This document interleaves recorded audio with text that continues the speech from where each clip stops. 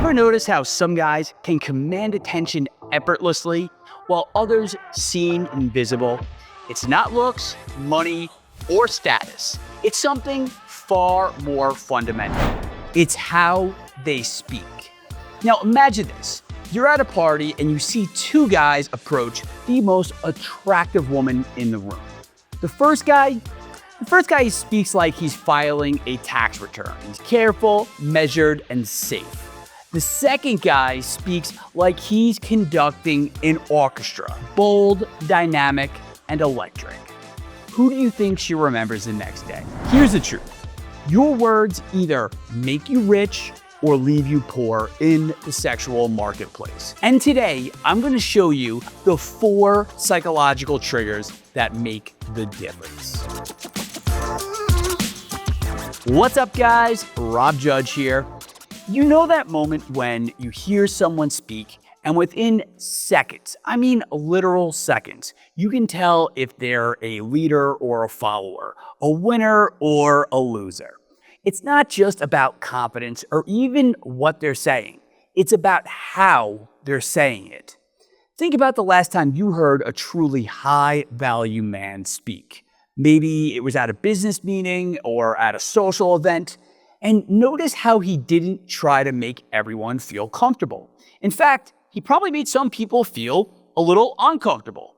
Now, that's not an accident. That's power. Today, I'm going to break down what I call the 4 Horsemen principle. The 4 Horsemen of high-value speech.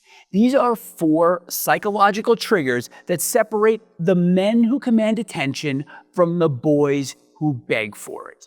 Master these, and you'll notice women starting to look at you differently. They'll lean in when you speak. They'll remember what you say. And most importantly, they'll feel something when you talk. And that feeling's attraction. Horseman number 1, tension. The first horseman is tension. And here's the truth that society has programmed into you. You've been conditioned since childhood to be terrible with women. I mean, think about it. What happened every time you created tension as a kid? Your parents or teachers, they shut it down immediately. The old, be nice, don't cause trouble, just do what you're told. And guess what? That little peacemaker grows up to be the guy who says things like, I was just wondering if maybe, or I didn't mean to bother you, but. You know who talks like that? Someone who's afraid of rocking the boat. Someone who's been conditioned to avoid tension at all costs. And in doing so, avoids attraction as well. That programming runs deep. But here's the thing about tension. It's like being on a roller coaster. You know that moment when you're climbing up that tick, tick, tick, tick, tick, and your stomach kind of feels like it's in knots? That tension is exactly what makes it exciting. Without it, you're just sitting in a metal cart going nowhere. That's exactly how women feel with nice guys. 0 spark, 0 intrigue, and 0 heat. And this is also why nice guys end up in the friend zone. Women will literally tell you, I think of you like a brother, which is code for, you make me feel comfortable, but there is 0 sexual tension. If you remember nothing else from this video, remember this. Tension is the lifeblood of attraction. Now, this is where jerks actually get something right. Yeah, they take it too far, but at least they're not afraid of tension. Better to dial it back than never create tension at all. See, high-value guys, they understand this. I mean, they're not reckless with tension, but they don't shy away from it either. They ride it like a surfer rides a wave, with skill and precision. Think about your favorite movies, or think about your favorite TV shows. Would they be interesting without conflict, without tension? Of course not. The same applies to attraction. A conversation without tension is like a movie without conflict. It's boring, it's forgettable, and it's definitely not something she's going to revisit in her mind later. Tension is where the magic happens. So here's how this looks in real life. Imagine you're out with a woman, maybe you're on a date, and she teases you about your drink choice, right? Maybe you ordered something like, I don't know, like a mojito. And she says something like, a mojito? Wow, I didn't take you for a guy who drinks cocktails. Now, the nice guy, this is where he scrambles, right? He goes, oh, no, I usually drink beer, actually, which is translation, oh, please don't judge me. I swear I'm manly. But the high value guy, he leans back, he smirks, and he lets the tension simmer. He says something like, mojitos? They're pretty refreshing. Plus, I need something to balance out your spicy energy. Boom. That's tension. You didn't crumble. You didn't chase a validation. You stayed calm, you stayed playful, and you made her feel a charge in the air. Tension is also what separates the guy who gets friend-zoned from the guy who gets the girl. But you've got to be willing to break the nice guy script. When everyone else is tiptoeing around awkward moments, you walk straight into them. I'm going to let you in on a secret here. Women love tension. It's why they binge watch drama-filled shows and soap operas. Or if you're dating a Latina woman, they watch telenovelas. Tension makes women feel alive. And when you're the guy who knows how to create it, you become the guy that she can't stop thinking about. So stop being afraid of tension. Stop trying to smooth everything over. Tension isn't a sign that you're failing. It's a sign that you're playing the game right. Embrace that silence after a tease. Let her sit in that space of a bold statement. Don't rush to fill every gap in the conversation. And for God's sakes, stop giggling. Stop smiling nervously whenever you feel a tinge of awkwardness. Horseman number 2, unpredictability. The second horseman is unpredictability. Now, here's a reality check. Everyone operates on scripts. We do it to conserve mental energy. But when you're running on autopilot, you're not creating emotions. You're not making her feel anything. Think about the most boring first date in history, right? We go over this a lot in these videos. What do you do for work? Where are you from? What are your hobbies? It's like watching paint dry. And every attractive woman has been on this date hundreds of times. She's got her responses preloaded because she's heard it all before. Now, this is where being unpredictable is such a powerful attraction trigger. When everyone else is following the social script, you're the one who dares to flip it. But let me be clear, this isn't about being random or weird. It's about breaking patterns in ways that create humor or intrigue. In fact, you know why humor works? Because the punchline isn't what you expected. That unexpected twist creates emotional engagement. The same principle applies to attractive conversation. When you zig where others zag, you create emotional spikes that make you memorable. Because let's face it here, the bar is set pretty low since most guys are as predictable as, one of those sappy Hallmark movies. Women can sense it from a mile away. They've got their responses preloaded, they're running on autopilot because they've heard it all before. If you want to stand out, all you have to do is zig when she's expecting you to zag. Zig when she's expecting you to zag. In fact, if there's one more thing I want you to remember from this video, it's that. Zigging when she's expecting a zag is about breaking patterns, disrupting the script, and creating an interaction that she's never had before. Let me show you how this works. Consider a classic first date question like, where are you from? Boring. Forgettable. It's an autopilot question that leads to an autopilot answer. But what if you flip the script by phrasing it differently? Phrasing it in a way that's less predictable, like, I'd ask where you're from, but I have a sneaking suspicion that I already know. Now, this is going to intrigue a woman. It's going to make her curious to hear what you think, curious to know more. When she asks you where you think she's from, you can really say anything here. For example, maybe you say, you got that West Coast energy. So let me guess, you're a Cali girl who escaped to the East Coast. It doesn't matter if you're right or wrong. All that matters is that you made the conversation interesting. When you make a bold assumption like that, you're going to engage her. She's either going to correct you or be impressed by your insight. But either way, she's participating. You've created a dynamic interaction instead of a dull chew and egg. Here's another example. Imagine a woman says something like that she assumes that you're going to agree with. Like, oh, I just love staying in. Netflix and wine are my go-to. This is stuff that women say all the time, right? Now, most guys would just nod along and say, oh yeah, me too, same here. I like Netflix and chill, it's great. But not you. Instead, you zig when she expects a zag. Maybe you say something like, no, that's not for me. I'm more of a smoke some meth and get arrested in Tijuana kind of guy. Now, that's going to either get her laughing or at a minimum, it's going to get her curious, right? She's going to wonder, are you serious? Are you teasing her? Are you testing her? But it's this sort of playful ambiguity, the push-pull of unpredictability, that keeps her intrigued.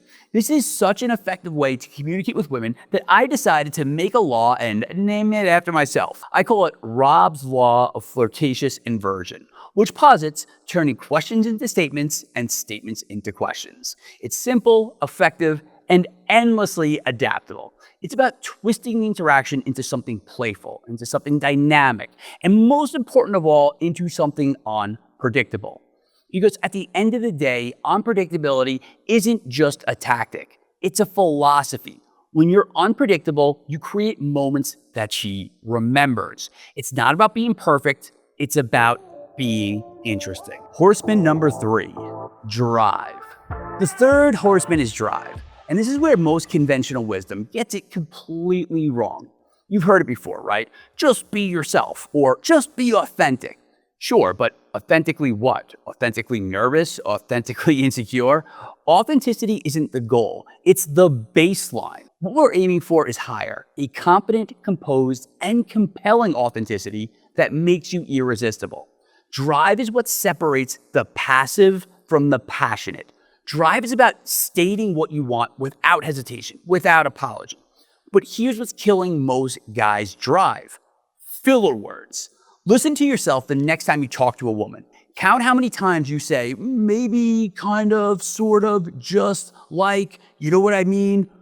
These are the verbal equivalent of lowering your testosterone level. Instead of, maybe we could grab coffee sometime, try, let's grab coffee Thursday. Notice the difference. One is asking for permission, the other is giving yourself permission.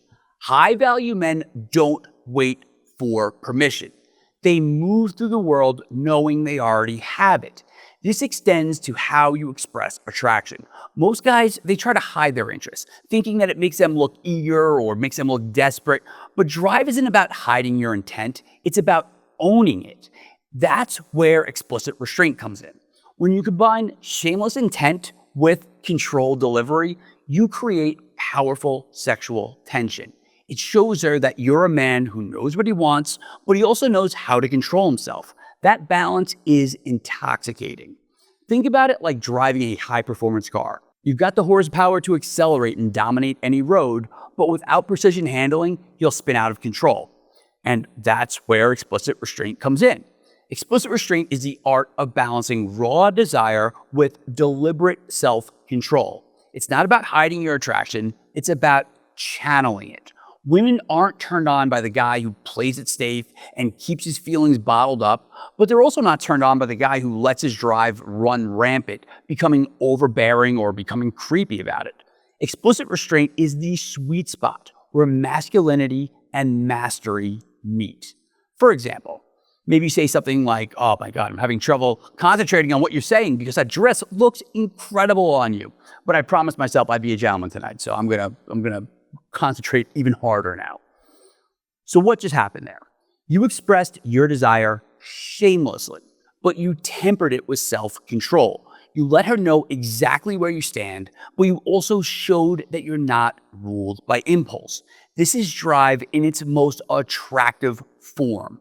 Raw and unapologetic, yet refined and intentional. This works because women are hardwired to respond to tension, and drive creates that tension.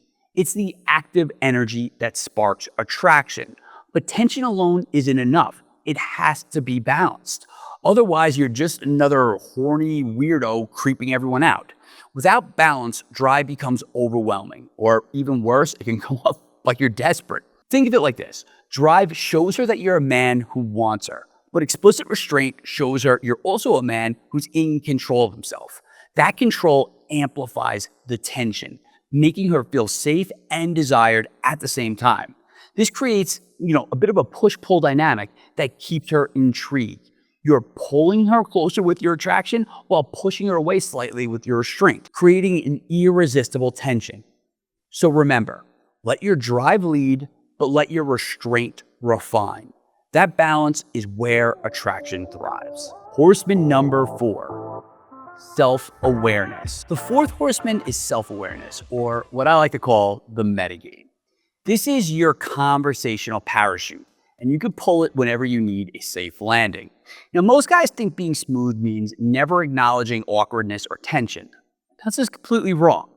The highest value men can call out the elephant in the room because they're not afraid of it. Now, I've explained this concept before in the concept of recovering from an awkward situation.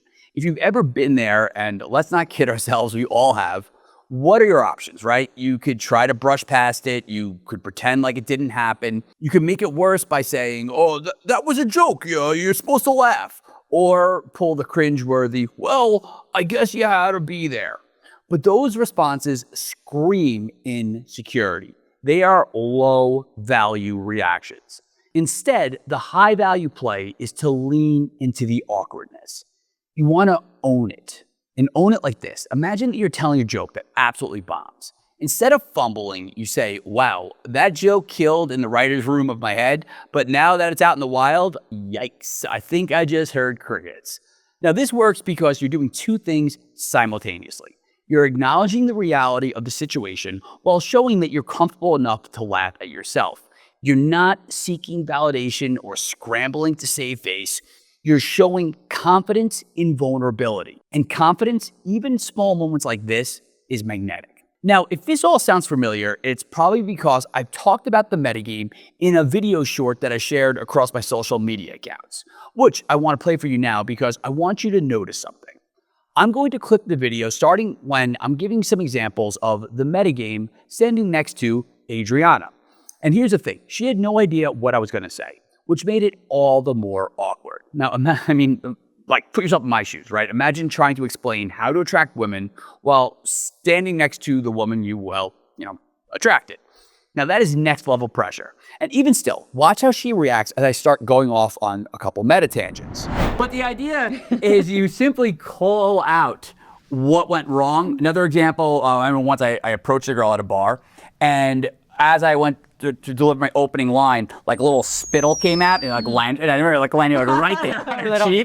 Yeah, and on the one hand, I was tempted to be like, oh, maybe she didn't notice, and maybe I should just, not acknowledge it. But instead, I was like, you know what? Let me lean into this. So I actually said to her, oh, look at me, you got me spitting all over you. Wow, you must be incredible. I don't even know your name yet. Hey, I'm Rob. And that actually went really well because, so it was subtle, but her reaction tells you everything.